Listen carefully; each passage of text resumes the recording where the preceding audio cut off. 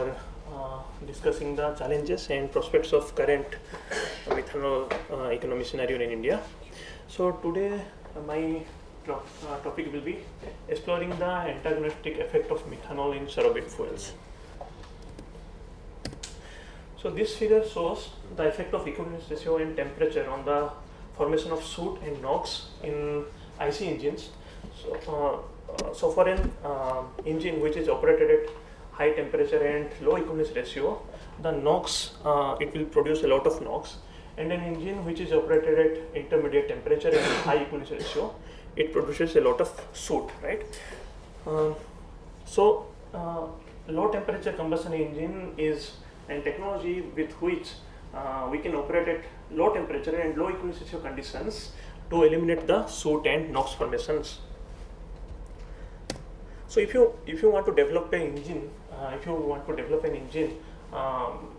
which is compatible for both methanol and diesel, first we need to understand the autoignition chemistry of these fuel blends, right? So for the current study, N-heptane, which Synten number is similar to that of diesel fuel, we are using N-heptane as a surrogate fuel to simulate the diesel. So there are several experimental facilities available to measure the ignition and oxidation properties of various fuels. Rapid compression machines, octaves, they are used to study the ignition delay time, and Jetster reactors, Fourier reactors are used to study the species profiles of various kind of renewable fuels. Then these fundamental experiments can be used to develop chemical kinetic mechanism to accurately predict the ignition and oxidation properties, and then these mechanisms can be coupled with CFD simulations to design better and effective burners. So this is a collaborative effort. We measured the ignition delay time using high pressure shock tube and rapid compression machine at NUIG, and the linear flame speed of methanol blended heptane mixtures were measured at RWPH Aachen. So these are the mixture compositions studied for this particular work. So here we can see the ignition delay time measurements of heptane, pure methanol, and their various blends. We can see that below 970 Kelvin, heptane is the fastest fuel to ignite, and methanol is the slowest fuel to ignite, right? And above 970 Kelvin, methanol is very reactive, and heptane is slow compared to methanol. Then we developed the chemical kinetic mechanism, which is able to accurately predict the experimental data for all these mixture conditions. Now to understand why heptane is very reactive under low temperature conditions, we did reaction flux analysis. And so once after the H abstraction of heptane, it produces a lot of alkyl radicals, right, heptyl radicals, and then it adds to O2, producing RO2. RO2 then isomerized to QOH. QOH then added with O2, eventually producing keto hydroperoxide and lot of OH radicals. Once you add methanol to the system, it undergoes H abstraction reaction, producing CH2OH, and then CH2OH will add to O2, producing formaldehyde and HO2 radicals, right? So these HO2 radicals are not reactive under low temperature conditions. HO2 radicals undergoes recombination reaction, producing H2O2, hydrogen peroxide, which is a relatively stable species at low temperature condition. That's why at low temperature, once you add methanol to the diesel fuel, it slows down your reactivity. So this particular reaction is very important. We studied the rate constant. Previously, this dashed line, we are using the rate constant for this particular reaction, and we can see that at high temperature range, it is severely overpredicting the experimental data available in the literature. Then we took the recommendation from Bauch et al. For this particular reaction, and after updating this rate constant, the predictions improved. Yeah, thank you. Then at high temperature, at more than 950 Kelvin, the alkyl radicals produced from heptane, they undergoes beta scission reaction, producing a lot of olefins.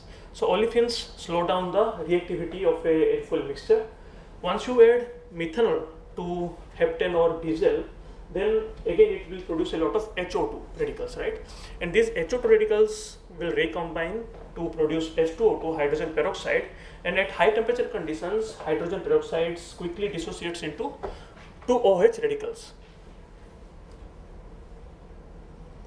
So at high temperature conditions, with aid of methanol, we can get a lot of hydroxyl radicals, which improves the reactivity.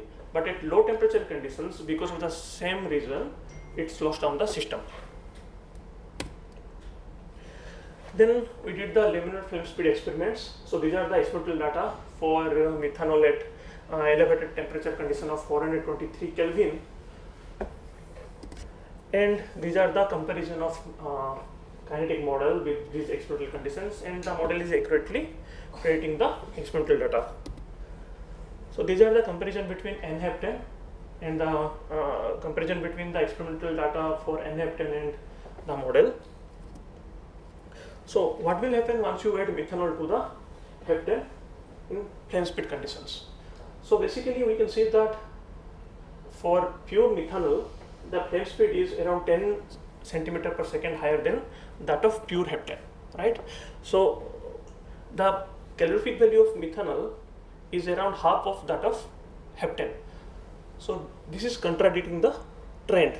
So why adding methanol increases the flame speed? This is purely due to chemical kinetics. Once you add methanol, the system generates a lot of HO2 radicals along with OH radicals. So you can see that for 100% methanol, the HO2 concentration is around 5 factors more than that of pure heptane case. Again, this HO2 is produced from the H abstraction reaction from the fuel CH2OH, and then CH2OH paired with O2, producing formaldehyde and HO2 radicals. So at high temperature conditions, this HO2 aids with hydrogen atom producing two highly reactive OH radicals, right? So what happens basically, if you increase the concentration of methanol in the system, the flux that goes from H plus HO2 giving OH plus OH radicals increases from 2.5% to 13%, right? So in summary, by adding methanol at low temperature conditions, it reduces the reactivity, and at high temperature conditions and flame speed conditions, it increases the reactivity. So while designing an engine, the residence time of air-fuel mixtures should be more than that of the ignition delay time of methanol heptane mixtures, right? Thank you.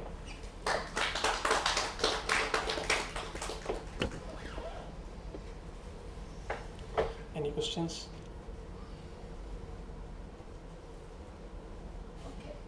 Sure. You said that at the beginning that you are reading measurements at engine conditions. Sure.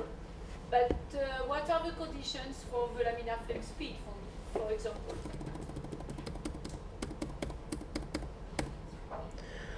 So the temperature is, the unburned temperature is 423 Kelvin, and the pressure is from 1 to 5 bar. For ignition. So no far from the condition at ignition, spark ignition timing. Yes. So it is very difficult to develop a compressor at high, elevated pressure conditions. So currently there are no, I think, flame speed setup available which can operate at that high pressure. Okay. Nice work. Thank you. Snehasish, these experiments are done in India? Or? No, so the ignition time experiments were measured in NUIG, and the flame speed measurement were from RWTH Aachen. And what facility do you have in India? That is spherical vessel setup for flame speed measurement.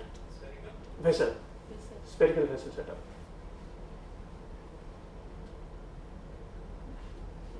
This Kinetic model that you are speaking, can you tell, how did you get this? How did I get this? So basically, starting from the molecular level using different statistical theories, first we calculate the rate constant, thermodynamics properties and transfer properties. Then we develop the elementary, the kinetic kinetic mechanism. And then first we did this reaction plus analysis. And based on the analysis, we update the rate constants. When you compare with the experimental data, then if you are getting any discrepancies between model and experiments, then you can update the corresponding important sensitive reactions to improve the model predictions. So you combine your model with the experiment and then you come up. Yes, exactly.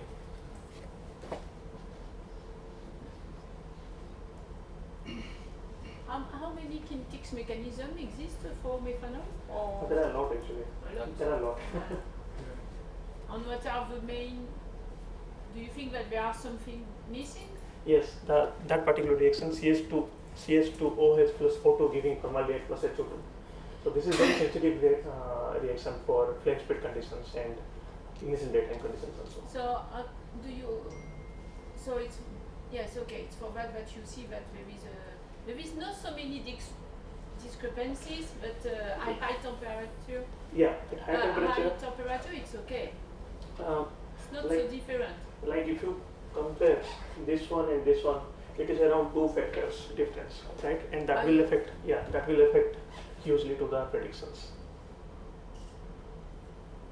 right? Again with the experiment No, also. but this is mean it's low temperature. For low temperature, So this is high temperature. so it is not. But to look your scale. Yeah. What is the Oh, scale? sorry, there is a mistake there. Thank you. This should be only T. Yeah. It's okay. It's T. It's okay. So at high temperature, there is a lot of discrepancies between Yes. the different Yes. kinetics And mechanisms. there are no experimental data available for high temperature as well. Yes. Okay. Long live India and France friendship.